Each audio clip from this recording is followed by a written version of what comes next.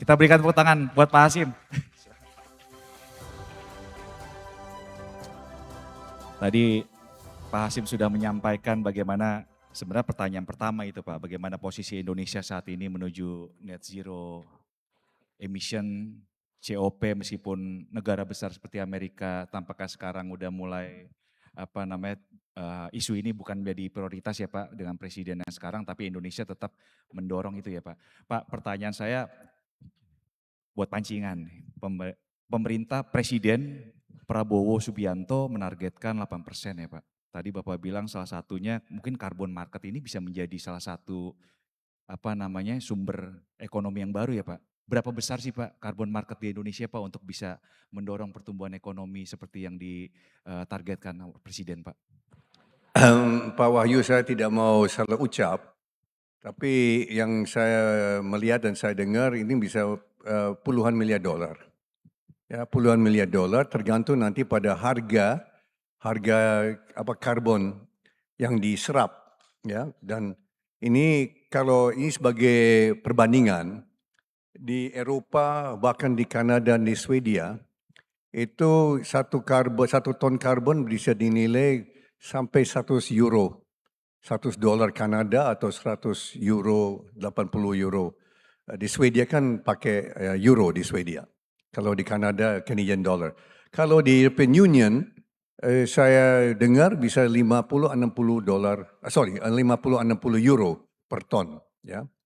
Dan Singapura, tadi saya lupa sebut, tapi yang ini sudah lama dikenal, namanya carbon capture.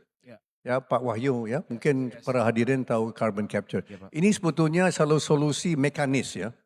Carbon capture bukan nature based solution. Itu kan mechanical solution ya. Namun masih ada manfaat juga. Dan kita kita dapat anugerah dari Tuhan di wilayah Indonesia termasuk di bawah laut terdapat banyak rongga ya, apa sih namanya? Rongga caverns ya. Rongga ya, caverns. Itu banyak sekali sehingga daya atau kapasitas kita Indonesia bisa sampai 500 sampai 700 gigaton karbon yang saya dapat informasi ya. Nah, ini sangat bermanfaat untuk menyerap karbon dari misalnya Singapura, Korea Selatan dan Jepang yang memang sangat kurang rongganya. Ternyata tanah di bawah Jepang dan Korea dan beberapa tempat lainnya sangat minim kehadiran rongganya. Indonesia banyak, ternyata banyak lubang-lubang di bawah laut, di bawah tanah. Itu akibat juga karena industri minyak di Indonesia kan sudah sejak zaman Belanda. Sebanyak sumur-sumur kan sudah diekstraksi, sudah ditarik ya, So ini carbon capture juga merupakan salah satu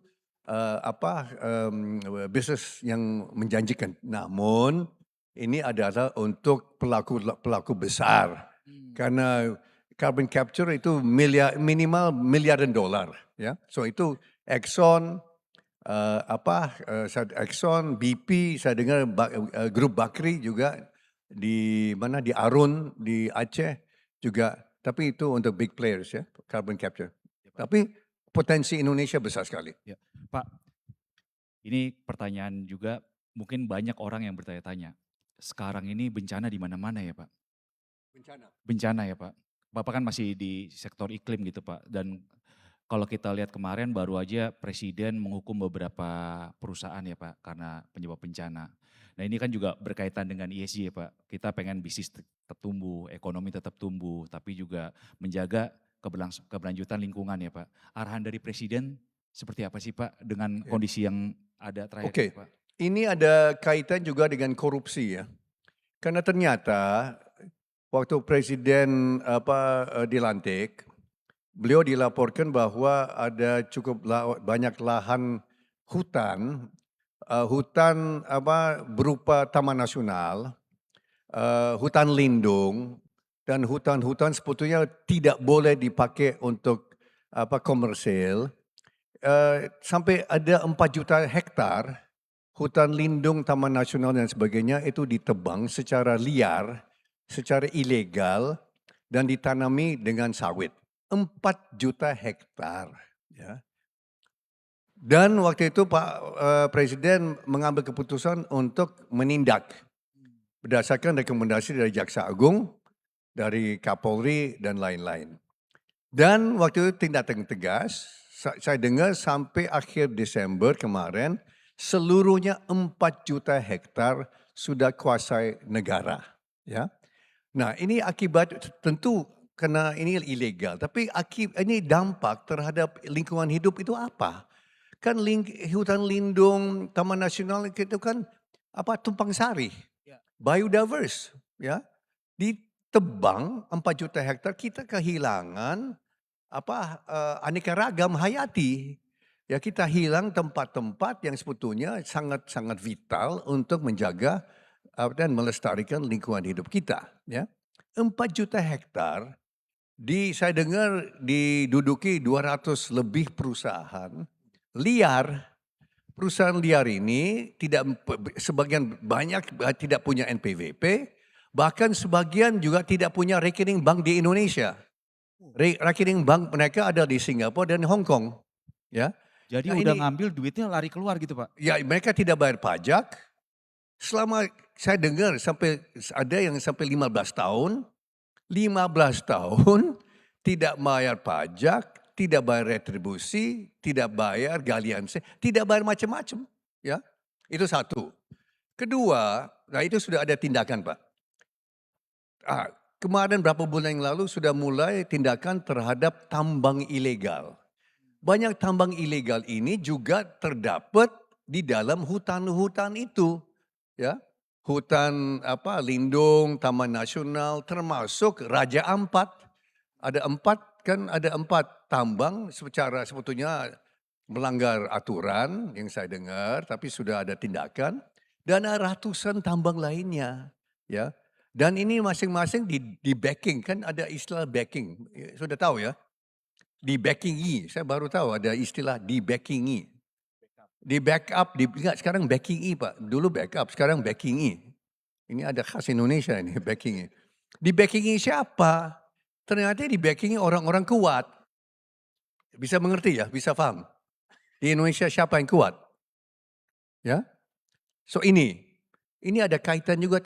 Nah, banyak yang tindakan ilegal ini mengakibatkan bencana alam Pak. Rakyat ratusan jadi korban, ya. So ini ada konsekuensi pidana, ya. Ini ada konsekuensi pidana bagi pelaku-pelakunya. Ini karena ada rakyat yang meninggal. Berarti apa? Berarti menewaskan kan? Iya betul. Menewaskan, murder.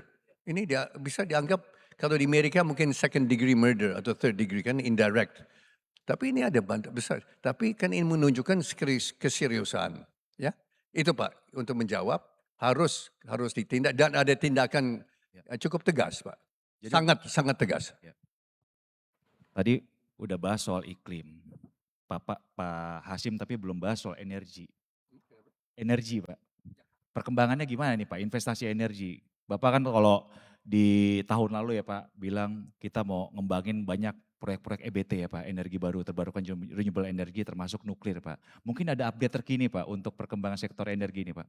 Oke, so saya kira ini memang kelanjutan dari apa yang saya ucapkan tahun lalu, ya, yang saya ucapkan tahun lalu itu memang akan dilanjutkan oleh pemerintah, akan laksanakan. Itu misalnya dari ada RPTL 10 tahun sampai 2035, sekarang sudah ditandatangani oleh Menteri ESDM, itu menetapkan 70 gigawatt kurang lebih ya energi ya atau listrik yang akan dihasilkan 76% dari energi baru terbarukan. Di luar itu ada nanti 7 gigawatt yang ada dihasilkan oleh tenaga nuklir. So ini yang mungkin hal baru, 7 gigawatt tenaga nuklir. Ya ini ya apakah ini ini clean energy ya tidak emisi karbon ya. Ada debat ya, ada kontroversi apakah nuklir ini tapi sudah ditetapkan dan maaf ya, hampir semua negara maju sekarang bangkitkan kembali tenaga nuklir. Di Jepang setelah Fukushima ditutup sekarang bangkit lagi saya dengar, saya baca. Ya, di Jerman masih belum, tapi di Jepang dan lain-lain itu dibangkitkan kembali. So berarti apa? Ya kita ikut irama itu. So itu penting 70 gigawatt dan saya dengar sampai 2040 akan ditambah lagi 33 gigawatt Ya, yang juga kurang lebih 76% itu dari energi terbarukan. ya Pak. Ini berarti apa? Ini berarti kesempatan untuk investasi. Ya. Dan banyak pemodal-pemodal, banyak investor tertarik dengan investasi di bidang ini. Ya. Udah ada yang menjajaki Pak? Hmm? Udah ada yang menjajaki Sudah untuk investasi? akan ditawarkan, akan dibuka oleh PLN untuk investor-investor. Nah ini tadi ada kaitan tadi dengan Pak Hanif, waste to energy. Ya. Nah ini salah satu terobosan lagi, ini hal baru bahwa pemerintah sudah menetapkan subsidi bagi pelaku-pelaku yang masuk ke waste to energy. Karena sesungguhnya cost-nya, biayanya itu 20 sen per kWh kan. Tapi waktu itu sebelum tahun lalu kan yang dibayar oleh PLN hanya 12 sampai 14. Berarti untuk investor swasta kan rugi 6 sen. Tapi pemerintah sudah menetapkan karena ini garbage, sampah ini adalah masalah bukan hanya masalah uang saja tapi masalah kesehatan. Kita sudah tahu di mana ada sampah, dampak terhadap manusia sangat-sangat negatif. So ini ada unsur-unsur non-komersil yang harus dihitung dan Pak Presiden sudah menetapkan ini adalah sangat penting karena menyangkut kesehatan masyarakat. Ya. Nah di situ APBN dipakai untuk menutup, PLN tidak akan rugi, swasta akan dibayar sesuai dengan harga yang wajar. So ini waste to energy ini ini juga sama ya clean energy ya. Saya kira begitu, Pak. Pak, saya mau buka pertanyaan buat para hadirin sekarang. Mungkin ada yang mau bertanya sama Pak Hasim, tanya apa aja, silakan. Jarang-jarang. Oke, silakan Pak.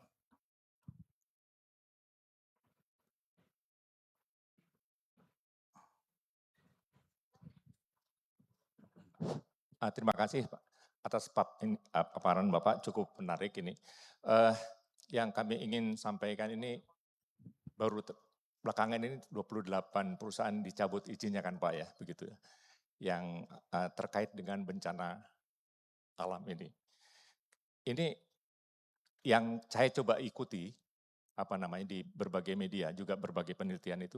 Ini dampak peran daripada bencana alam hujan berlebih ini belum terbuka dengan tuntas begitu. Jadi seolah-olah dalam hal ini ke 28 perusahaan itulah yang punya peran. Nampaknya begitu ya. Yang ditangkap oleh masyarakat. Nah, kalau kita melihat kembali yang di belakang ini yang baru saja terjadi di Burangrang. Itu kalau kita lihat perhatikan ada peta dari Google Map, itu yang longsor itu tidak ada kegiatan pembukaan hutan di sana oleh kegiatan pertanian itu tidak ada. Justru dia longsor ke bawah dan mengenai ke perkampungan di bawah serta perkebunan di bawah. Nah, kembali ke yang ke 28 perusahaan itu, yang kami lihat ini, masalah kepastian berusaha, yang ke depan ini yang perlu kita, harus kita jaga. Pertumbuhan ekonomi 8%, ini memerlukan investasi yang tadi disebutkan 161 miliar US dollar per tahun. Nah ini bukan suatu angka yang kecil. Nah ini tentunya investor ini harus diundang datang, harus ada kepastian mereka berusaha itu Pak. Itu yang kami ingin sampaikan bagaimana mungkin ke depan ini, bahwa investor yang ada ini, itu dijamin kepastiannya untuk tetap berkembang. Dan yang akan datang pun kita harapkan tentunya investor itu akan terus datang. Dan kalau kita melihat investor yang hadir di negeri ini masih fokusnya ke sumber daya alam. yang kita miliki. Dan kita tidak pungkiri seperti Korea, Jepang, mereka begitu maju karena sumber daya alam antara lain yang ada dari kita. Yang kita sekarang coba kita optimalkan untuk kita manfaatkan. Ya, nah ini bagaimana Oke, semua kekayaan yang kita ya, miliki ini bisa kita manfaatkan untuk kita sendiri. oke. Makasih Pak. Tapi investasinya tetap bisa berkembang. Terima kasih. Ya, makasih Pak. Ya, saya kira pertanyaan bagus sekali. Saya juga sudah dengar dari 28 perusahaan itu ada kurang lebih 4 yang keberatan karena mereka jauh dari Sumatera Utara, jauh dari Sumatera Barat dan sama sekali tidak ada di Aceh.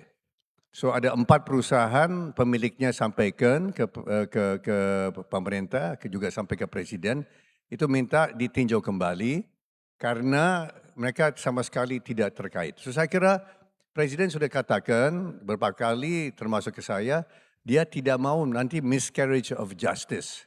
So kalau perusahaan-perusahaan itu memang keberatan, itu saya kira segera diajukan ya keberatannya ya. So saya kira itu tepat sekali.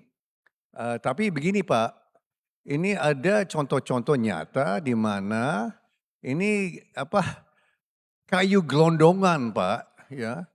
Kayu gelondongan itu jelas itu akibat tindakan liar Pak. Itu ada foto-foto dan videonya dan sebagainya ya. So itu sudah bukti nyata. Itu bukan dari pembukaan incidental ya. Oh ya itu sistemik ya menurut pemerintah saya juga setuju itu sistemik. Pakai alat besar ya ekskavator, bulldozer dan bukannya chainsaw Pak. Kalau rakyat pakai chainsaw, ini bukan chainsaw Pak yang dipakai ya. So ini Pak, ini ada two sides to the story. Ya, ada yang keberatan, saya kira itu memang valid. Mungkin ini kalau jauh dari bencana ya masa dicabut izinnya juga. Tapi ada beberapa lain yang sudah jelas ada pelanggaran. Tapi saya kira ada mekanisme nanti bisa kalau memang tidak setuju atau nanti bisa adu argumentasi Pak. Ya, saya kira ini bisa lewat Kadin ya. Kadin, ya semua perusahaan kan tergabung dalam Kadin. Saya ketua Dewan Penasihat Kadin. Ada mekanismenya. Nanti Kadin bisa mewakili perusahaan-perusahaan yang keberatan dengan pencabutan izinnya dan sebagainya. Namun, yang tadi saya sebut 200 perusahaan sudah jelas di dalam hutan-hutan lindung. Ya, misalnya ada ada hutan namanya, bukan hutan, Taman Nasional namanya Tesanilo. Tesanilo Pak, itu di Riau, dulu 9.000 hektar. Ada gajah, ada badak, ada harimau macam-macam. Sekarang tinggal 15.000 hektar. Ya, 75.000 hektar sudah ditebang. Ya, so itu yang harus kita luruskan. Tapi saya kira miscarriage of justice, pasti pemerintah akan nanti benahi kembali Pak. Ya, itu ada mekanismenya juga Pak. Bisa lewat Kadin dan sebagainya. Kami sanggup untuk itu. Siap, karena waktu sudah habis. Kita berikan tepuk tangan yang meriah buat Pak Hasyim Joyo Hadikusumo atas kehadirannya. Pak Hasyim, terima kasih Pak. Tadi sudah sampaikan banyak hal terkait iklim dan energi, bagaimana komitmen pemerintah dan terus menjalankan menjaga iklim tetap kondusif, iklim investasi juga iklim cuaca supaya bencana tidak ada lagi. Kita berikan tepuk tangan sekali lagi buat Pak Hasyim. Terima kasih banyak Pak. Semoga memberikan pencerahan buat kita semua.